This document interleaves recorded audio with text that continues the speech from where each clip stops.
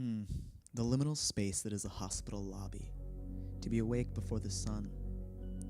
Felt like a strange ghost town, but being half asleep, I couldn't care less. I was finally here. Wait, I think I'm getting ahead of myself though. Where did we last leave off? Well, the day before surgery, I found out I wasn't approved for a medical recliner to sleep upright in, which was quite a blow to my excitement. I did not need the stress this close to my procedure. But I guess insurance just be like that sometimes. I tried not to worry too much about it. Fortunately, my housemates came up with a plan. It is almost 5 a.m. We are headed to the hospital. Did you get any sleep? You're giving me a look. He doesn't feel like he slept. That's probably a hard no. How you feeling, Dylan? The night before the big day, we had a lovely dinner with friends. I'm quite thankful for them keeping me in good spirits while battling against my nerves. And I am beyond grateful for my buddy in LA for letting us stay with him, so we didn't have to wake up at 3 a.m. to drive from Orange County to the hospital in Beverly Hills. Nonetheless, the drive seemed to go on forever.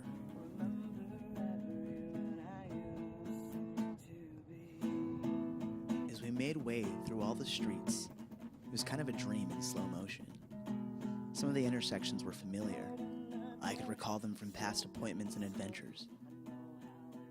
Yet, LA looked different all of a sudden, and I had this feeling in my stomach. Perhaps it's what the caterpillar feels inside before it searches for a branch in which to weave its cocoon. As we slid through the city lights, I reflected in silence.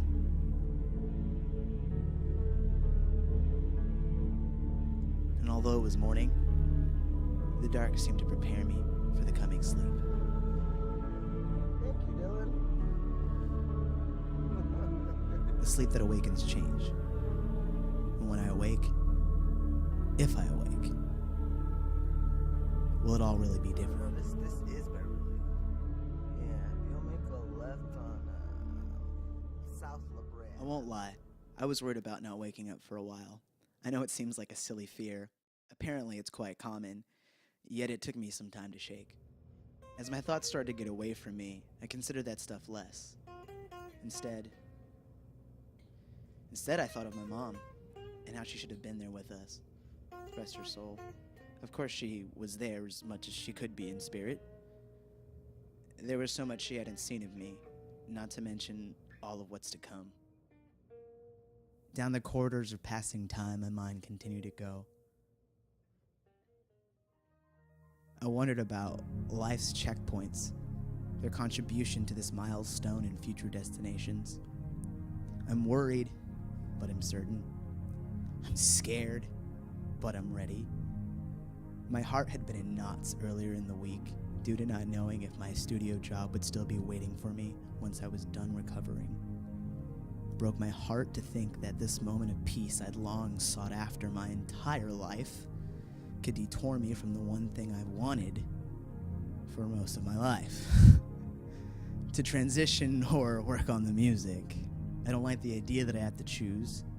I know that these paths intersect. The transitioning has given me a never-before-seen confidence. I know this change will give me what I need to make myself more present. We here. Look at it. Yeah. I lived this long to see this day.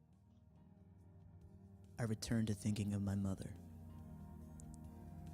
This time I think of the song I've been making for her. I let it play in my head.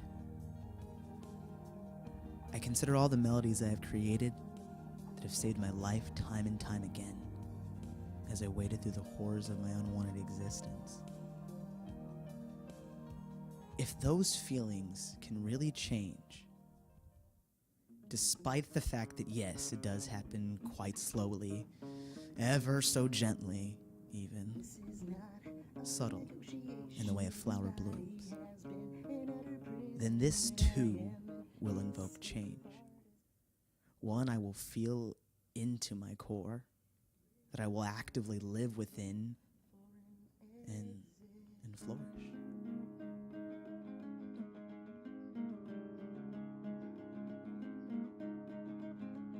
Instead of missing those I think should still be here, I chose to be grateful for those who remain. Dylan has been the biggest MVP in my life in a number of ways. Here he is by my side yet again as I face another turning point. I don't know what I would have done without him. Still only in your head movies, though. He's been such a good caretaker. I think it's really important to have people who want to see you succeed. There aren't many for me. It shouldn't be a typical trans story, but it unfortunately is. Yeah. Nice, baby. Do y'all remember me saying my insurance screwed me over? Well, while I was under, my donation post caught some circulation. I was able to afford the recliner to sleep in. You all have no idea how much that made my heart soar. So, 20-fold blessings to the whole lot of you who shared and or donated. There I am. We gotta thank Dylan for capturing this. Oh my gosh. In this moment, it all hit me so fast. All of a sudden, I've materialized. It's surreal watching myself. See my true self? The beginning of a long, fruitful road.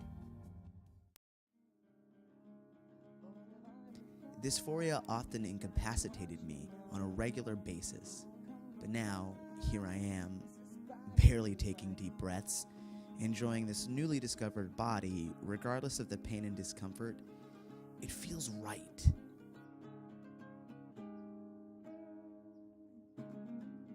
I document what I can during this process.